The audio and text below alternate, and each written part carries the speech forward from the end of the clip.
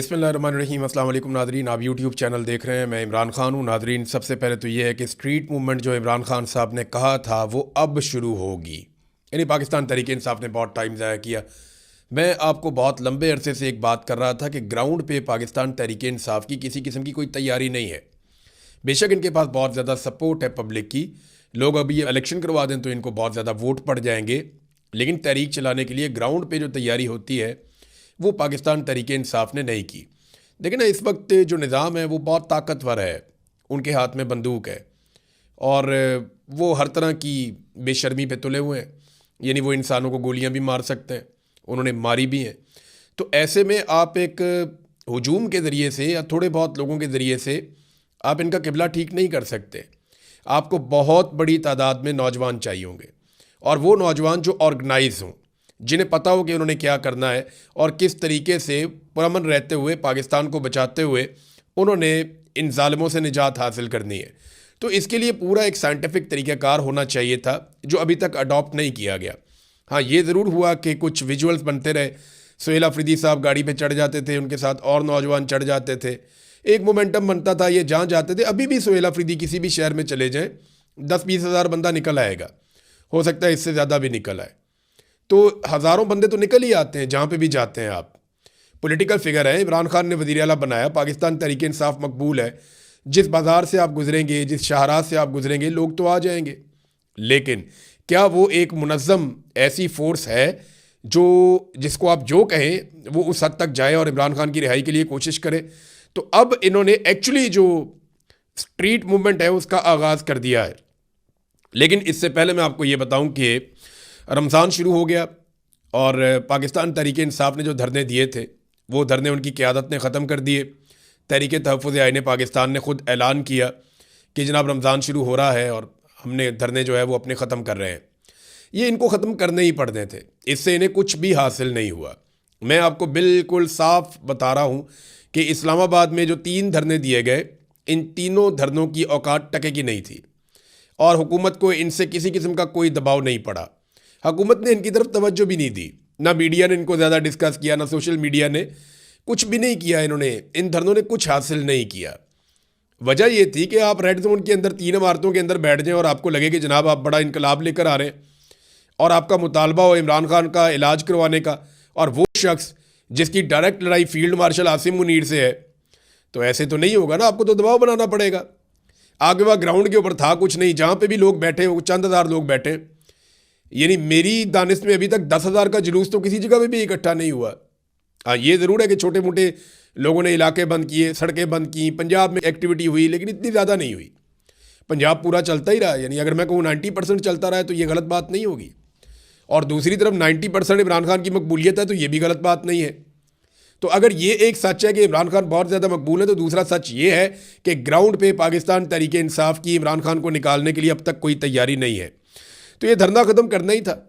इससे जो है वो कोई पोजीशन मजबूत नहीं हुई बल्कि कमज़ोर हुई अपोजिशन की। ये बात तो बड़ी क्लियर है। अब इमरान खान रिहाई फोर्स बनाने का ऐलान किया सुहेल अफरीदी ने। ये क्या है, मैंने इसके बारे में इंफॉर्मेशन इकट्ठी की है, मैं आपके साथ शेयर कर देता हूँ।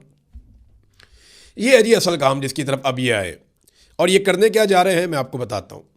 ये खैबर पख्तूनख्वा से इसका आगाज़ करेंगे, इमरान खान रिहाई फोर्स, और इसको सोशल मीडिया के ऊपर भी उठाया जाएगा, और इसकी पूरी प्रोजेक्शन करने के बाद बाकायदा इसके फॉर्म छप जाएंगे और इसके कार्ड्स बन जाएंगे, और खैबर पख्तूनख्वा में हज़ारों जगहों के ऊपर ये टेबल्स लग जाएंगी, गलियों में, मोहल्लों में, इलाकों में, यूनिवर्सिटीज़ में, कॉलेजेस में, अस्पतालों में, जहाँ जहाँ कहीं नौजवानों का आना जाना है, हर जगह पे ये एक्सेस दी जाएगी।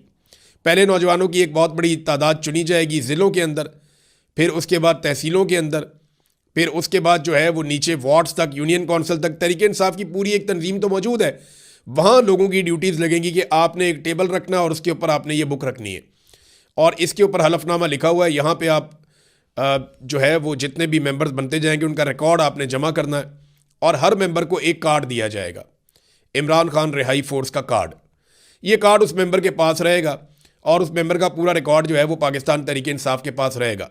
हर मेंबर को ये पता होगा उसकी ड्यूटी क्या है, और रोज़ाना की बुनियाद पे पाकिस्तान तहरीक इंसाफ ये अनाउंस करेगी कि आज हमारे जो मेंबर्स हैं उनकी तादाद इतनी हो गई है। इमरान खान रिहाई फोर्स जो है इसकी तादाद फ़र्ज़ करें आज 22,000 है, कल 30,000 है, परसों 45,000 है, उसके बाद 1 लाख है, 1.5 लाख है, 2 लाख है। वो जितनी तादाद बढ़ती जाएगी वो साथ साथ अनाउंस करते जाएंगे, और ना सिर्फ अनाउंस करते जाएंगे बल्कि इन नौजवानों को ये सोशल मीडिया के साथ भी जोड़ेंगे।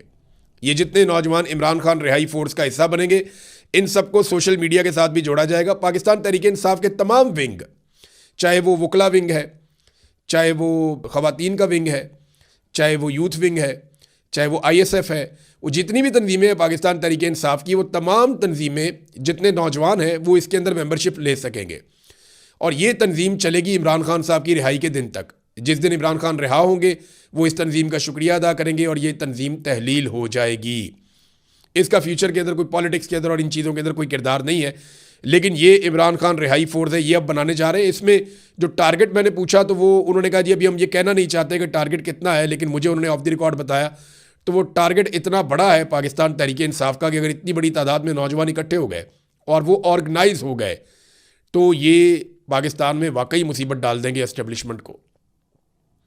क्योंकि देखिए, नौजवान पाकिस्तान की आबादी का सबसे बड़ा हिस्सा है और नौजवानों की सबसे बड़ी तादाद इमरान खान के साथ है, लेकिन नौजवानों के पास कोई एक ऐसा प्लेटफॉर्म नहीं है, कोई एक ऐसी जगह नहीं है जहां से उनको यूनिफाइड किस्म की इंफॉर्मेशन मिलती हो, जहां से उनको प्रॉपर गाइडेंस मिलती हो, जहां से प्रॉपर तरीके से उनको चलाया जा सके। अलग अलग तंजीमें पाकिस्तान तहरीक इंसाफ में मौजूद हैं, लेकिन रिहाई फोर्स के अंदर तमाम तंजीमों को इकट्ठा किया जाएगा और एक इकट्ठी कोशिश की जाएगी। अब ये एक तंजीम है जिसको सुहेल अफरीदी बनाने जा रहे हैं। उन्होंने कहा जी कि अब ये घी जो है सीधी उंगली से नहीं निकलेगा।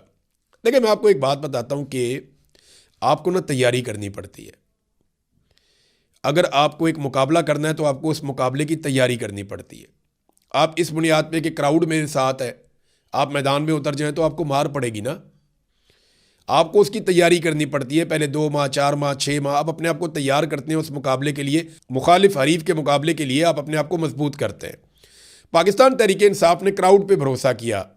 पाकिस्तान तहरीक इंसाफ ने कहा जी क्राउड हमारे साथ है, होम ग्राउंड है, लोग हमसे बहुत प्यार करते हैं, हम जीत जाएंगे। लेकिन उनकी इस खेल में उतरने की तैयारी नहीं थी। अब वो तैयारी के लिए जा रहे हैं। ये है असल चीज़। अगर ये फोर्स बन जाती है और लाखों नौजवानों की जेब में कार्ड होता है इमरान खान का और वो सारे नौजवान इकट्ठे होकर निकलते हैं, तो ये उनके लिए एक बहुत बड़ा ऑनर होगा फ्यूचर में कि उन्होंने एक बड़ी तहरीक चलाई थी। अब रोज़ाना की बुनियाद पे ये ऐलान करेंगे और तमाम तंजीमें इसका हिस्सा बनेंगी और फिर हलफ भी लिया जाएगा। जो मेरे पास इंफॉर्मेशन है, पेशावर में एक हलफनामा होगा पहले बहुत बड़ा, फिर अलग अलग ज़िलों में जाकर हलफ लेंगे जितने नौजवान, फ़र्ज़ करें एक ज़िले में जो है वो 25,000 नौजवान है, इस फोर्स का हिस्सा है इमरान खान रिहाई फोर्स का, तो वो 25,000 नौजवानों से वहाँ पे उनको इकट्ठा करके हलफ ले लेंगे, फिर अगले ज़िले में, फिर अगले ज़िले में, और इस तरह आहिस्ता आहिस्ता ये जो मेंबरशिप है ये खैबर पख्तूनख्वा से निकलकर बलूचिस्तान, सिंध और पंजाब में फैलेगी। और ये 1-1.5-2 माह की बात है मैक्सिमम। अगर ये 2 माह लग के तैयारी कर लें और मेंबरशिप करें और डाटा इकट्ठा करें तो मेरे ख्याल में ये लाखों नौजवानों को इसके साथ जोड़ सकते हैं और ये चीज़ पाकिस्तान की एस्टेब्लिशमेंट के लिए मुसीबत डालेगी। देखिए ना, इमरान खान साहब इंतज़ार कर रहे हैं और वो ये फैसला कर चुके हैं। इमरान खान ने अभी तक जितनी भी प्रेडिक्शंस की हैं वो सारी ठीक साबित हुई। उन्होंने पहले बताया था कि मुझे जेल में डालेंगे, डाला। उन्होंने कहा नवाज शरीफ डील करके वापस आएगा, वापस आया। उन्होंने कहा केस ख़त्म होंगे, केस ख़त्म हुए। इमरान खान ने कहा कि ये इलेक्शन में धांधली करेंगे लेकिन मैं जीत जाऊंगा, और वो जीत गया। इमरान खान ने जो जो बात की वो बात वैसे ही साबित हुई, लेकिन मिलिट्री एस्टेब्लिशमेंट ने सारा कुछ कंट्रोल कर दिया। फाइनली इमरान खान साहब ने 2 चीज़ें कही हुई हैं कि ये मुझे आहिस्ता आहिस्ता मार देंगे। ये इमरान खान ने अपनी बहन को कहा कि ये आहिस्ता आहिस्ता मुझे मार देंगे। और दूसरा, इमरान खान ने एक और बात की थी कि फ़ैसला अब सड़कों पे होगा, किसी और जगह फ़ैसला हो नहीं सकता, क्योंकि जिन शराइत के ऊपर हुकूमत इमरान खान साहब से डील करना चाह रही है, इमरान खान साहब उन शराइत को मानने के लिए तैयार नहीं है। इमरान खान साहब की शराइत बड़ी सादा है। वो ये कहते हैं कि आप जो 9 मई है, 26 नवंबर है, आप इसके ऊपर एक जुडिशल कमीशन बनाएं और फैसला करेंगे ये कैसे हुआ। नंबर 2, इमरान खान साहब ये कहते हैं कि जो नया इलेक्शन है उसको अनाउंस किया जाए। पहले वो कहते थे कि जनाब हमारे उम्मीदवारों को हमारी सीटें वापस दी जाएं, लेकिन अब क्योंकि बहुत टाइम हो गया, वो ये कहते हैं कि नया इलेक्शन पाकिस्तान में करवाया जाए। अब ये वो चीज़ें हैं जिससे तो इमरान खान साहब विन कर जाएंगे, और ये हुकूमत इन चीज़ों को किसी सूरत भी बर्दाश्त नहीं कर सकती। तो इन्हें अगले इलेक्शन से पहले पहले इमरान खान साहब से जान छुड़ानी है। और इमरान खान साहब ये जानते हैं, उन्होंने अपनी बहन को बता दिया है कि ये मुझे अब मार देंगे। लेकिन साथ ही साथ उन्होंने कहा कि फ़ैसला सड़कों पे होगा, और अगर सड़कों पे फैसला होना है तो इमरान खान रिहाई फोर्स जो अब बनाई जा रही है, हो सकता है कि ये इतनी ताकतवर फोर्स बन जाए कि ये फोर्स एस्टेब्लिशमेंट को महंगी पड़ जाए। अब देखते हैं कि आने वाले दिनों में क्या होता है। रमज़ानुल मुबारक इस हवाले से बड़ा इंपॉर्टेंट महीना है। बहरहाल राणा सनाउल्लाह साहब ने भी एतराफ़ किया है। देखिए ना, यहाँ पे सारे लोग उछल उछल के कह रहे थे कि जी इमरान खान साहब जो है वो लेट गए जी, वो डील मांग रहे हैं जी, इमरान खान साहब डट के खड़ा था, लो जी ख़त्म शुद्ध हो गया जी, ये NRO हो गया जी ख़त्म। ये पता नहीं कौन कौन से सहाफ़ी हैं और कौन कौन से अजीब तज्ज़ियाकार हैं और अजीब अजीब सियासतदान हैं। वो ख्वाजा आसिफ है, उसने भी ताने कसना शुरू कर दिए थे। ये राणा सनाउल्लाह ये समझदार आदमी है। राणा सनाउल्लाह ने साफ कहा, उन्होंने टू दी पॉइंट बात करता हूँ, इमरान खान डील पे नहीं मान रहा। उन्होंने कहा जी 2 दफ़ा हमने बड़ी संजीदा कोशिश की है इमरान खान को डील पे आमादा करने के लिए, लेकिन इमरान खान डील पे नहीं मान रहा। देखिए, राणा सनाउल्लाह साहब ने 2 मरतबा मान लिया है, अभी ये 2 मरतबा और मानेंगे। वजह यह है कि मेरी इन्फॉर्मेशन के मुताबिक इमरान खान को 4 से 5 मरतबा डील की ऑफ़र की गई है, और चारों पाँचों मरतबा इमरान खान साहब ने जो शराइत रखी वो हुकूमत के लिए और इस्टेब्लिशमेंट के लिए काबिल कबूल नहीं थी। क्योंकि इमरान खान साहब डील नहीं करना चाह रहे। वो कह रहे हैं जी बाहर निकले इस्टेब्लिशमेंट, अदलिया को खुला छोड़े, मैं खुद ही बाहर आऊँगा और मैं निपट लूँगा, और आप पाकिस्तान में फ्री एंड फेयर इलेक्शन करवाएं। अब इन शराइत के ऊपर तो नहीं मानते। राणा सनाउल्लाह ने कहा नवाज शरीफ बहुत बड़ा आदमी है, उसने 3 मरतबा डील करके रास्ता निकाला है। देखिए, एक दफ़ा नवाज शरीफ साहब ने रास्ता निकाला और जद्दा निकल गए, बाकी पार्टी को जेलों में छोड़ दिया, बहुत ज़बरदस्त आदमी है। दूसरी मरतबा जद्दा से लंदन चले गए, वहाँ से वापस आ गए डील करके, बहुत ज़बरदस्त आदमी है, कमाल आदमी है। फिर जनाब लंदन से पाकिस्तान में आगे एक दफ़ा हुकूमत बनाई, और जब हुकूमत बनी और दोबारा पकड़े गए पनामा के अंदर, तो फिर जनाब एक दफ़ा डील करके फिर लंदन निकल गए इलाज करवाने के बहाने, 4 हफ्ते के बहाने अदालत से ऑर्डर लेके, और फिर 4 साल के बाद वापस आए डील करके, जूते पॉलिश करके, और फिर इक़्तिदार में आ गए। तो अगर इससे आदमी बड़ा होता है और अच्छा सियासतदान होता है तो राणा सनाउल्लाह साहब, नवाज शरीफ साहब तो फिर बहुत अच्छे सियासतदान हैं, इनसे अच्छा तो कोई नहीं है। वो कहते हैं जी हठधर्मी है जो इमरान खान साहब दिखा रहे हैं, इन्हें डील कर लेनी चाहिए, रास्ता निकालना चाहिए। लेकिन एक और बात वो कहते हैं कि अगर इमरान खान को ये यकीन हो जाए कि इनकलाब नहीं आ रहा और वो मायूस हो जाएं और उन्हें पता चल जाए कि दूर दूर तक कुछ ऐसा नहीं होगा, तो फिर शायद रास्ता निकल आए। देखें, ये इमरान खान साहब का समझे नहीं उनको। इमरान खान ने ये तो नहीं कहा था कि इनकलाब आएगा तो मैं डट के खड़ा रहूँगा। उसने कहा था कि जब तक मेरे में खून है मैं आखिरी सांस तक लड़ूंगा। इमरान खान ने कहा था मैं अकेला भी रह गया मैं फिर भी इनके साथ लड़ूंगा, इस माफिया के सामने मैं नहीं झुकूंगा। तो इमरान खान ने तो ये शर्त ही नहीं रखी कि इनकलाब आएगा तो मैं खड़ा हूँगा। इमरान खान ने तो ये कहा था कि मैं खड़ा हो जाऊँगा, तो वो खड़ा हुआ। आपको ये बात समझनी पड़ेगी, आपको डील इमरान खान से वही करनी पड़ेगी जो लॉजिकल होगी कि जनाब दोबारा इलेक्शन करवाएं। आपने उसका इलेक्शन चोरी किया है। इमरान खान आपको 4 सीटें नहीं छोड़ रहा था, आपने पूरी हुकूमत चोरी कर ली उसकी। वो आपको छोड़ेगा? वो नहीं छोड़ेगा आपको। ये बात आप अपने जहन में रख लें। खुर्रम ज़ीशान साहब ने एक बात की है, और पाकिस्तान तहरीक इंसाफ के लिए तो ये तकलीफ बात होनी चाहिए। उन्होंने कहा जी कि इमरान खान ने इस मरतबा मेरे पाकिस्तानियों कहकर कोई पैगाम नहीं भिजवाया। उसने अपने अवाम को मुखातिब नहीं किया, उसने अपनी बहनों से कहा कि मेरे लिए आवाज़ उठाएं, क्योंकि इमरान खान ने अपने अवाम का बहुत इंतज़ार किया है।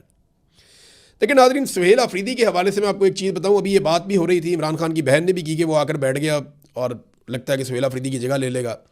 तो ये गंडापुर के बारे में बात हो रही है, और मैंने आपको कल बताया भी था पिछले वीलॉग में कि गंडापुर के दिमाग में ये बात एस्टेब्लिशमेंट ने फिट कर दी है, और एस्टेब्लिशमेंट के ज़राए ये कह भी रहे हैं कि सुहेल अफरीदी को नाअहल करने के बाद गंडापुर को वज़ीर आला बनाया जाएगा खैबर पख्तूनख्वा का।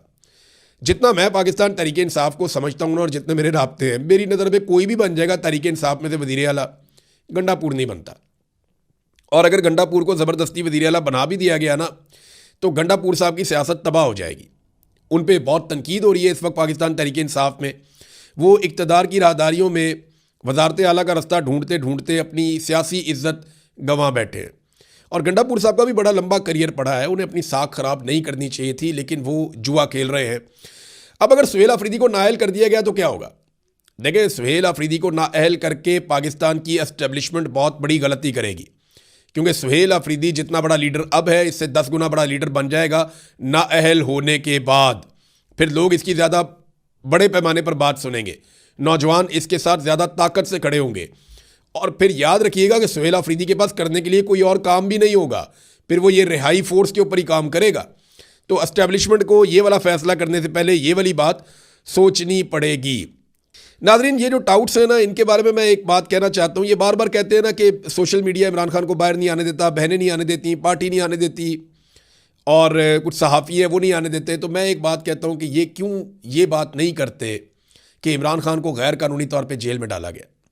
जो लोग इमरान खान के हक़ में बात करते हैं या ये बात करते हैं कि उसके साथ जुल्म हो रहा है, ज़्यादती हो रही है, उनको ये ब्लेम करते हैं कि ये इमरान खान को बाहर नहीं आने दे रहे।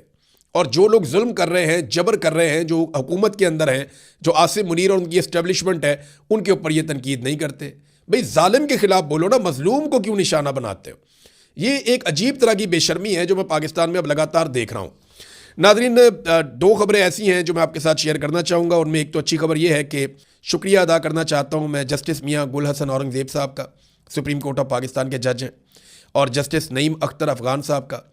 इन दोनों जज साहिबान के सामने मैंने आपको बताया था केस लगा हुआ था सोहराब बरकत साहब का, और सोहराब बरकत को इन्होंने फौरी तौर पे ज़मानत दे दी। यानी जैसे ही सुप्रीम कोर्ट में ये मामला गया, ज़मानत फ़ौरन हो गई।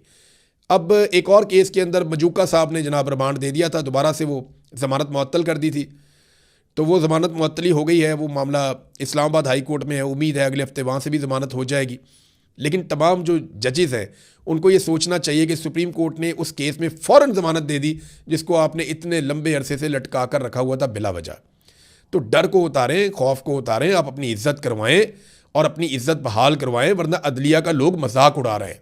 ये जिस तरीके से आप भोंडे किस्म के मुकदमात को लटका कर रखते हैं, उससे अदलिया का मजाक बन रहा है और कुछ नहीं हो रहा। सोहराब तो बाहर आ जाएगा आज नहीं तो कल, लेकिन अदलिया की क्रेडिबिलिटी वापस नहीं आएगी। ईमान मजारी और हादी अली चट्टा की दरखास्तें जो हैं 24 को, जो उनके खिलाफ फैसला दिया गया पिछले महीने, एक महीने के बाद अब लगाई गई है 19 फरवरी को। जस्टिस मोहम्मद आसिफ साहब इनकी अदालत में, ये वो जज साहब हैं जिनके बेटे ने 2 खवातीन को कुचल के कत्ल कर दिया था और फौरी तौर पे छूट के घर चला गया था। अब देखना यह है कि इनके बेटे ने 2 कत्ल किए और छूट के बाइज्जत बरी होकर घर चला गया, और इनके पास केस आया सिर्फ एक ट्वीट का, तो वो मियाँ बीवी घर जाते हैं या नहीं जाते? ये जज का इम्तिहान है। कल हम इस जज का इम्तिहान लेंगे और फिर देखते हैं कि जज साहब क्या करते हैं। जज का इम्तिहान तो वैसे दुनिया में हमेशा होता ही है। अल्लाह रब्बुल इज़्ज़त को जाकर सबसे सख्त जवाबदेही इनको करनी पड़ेगी कि तुम्हें मैंने इंसाफ करने का एक मनसब दिया था और तुमने क्या किया। जवाब तो इनको देना पड़ेगा। अब तक इतने, अपना ख्याल रखिएगा, अपने इस चैनल का भी। अल्लाह हाफ़िज़।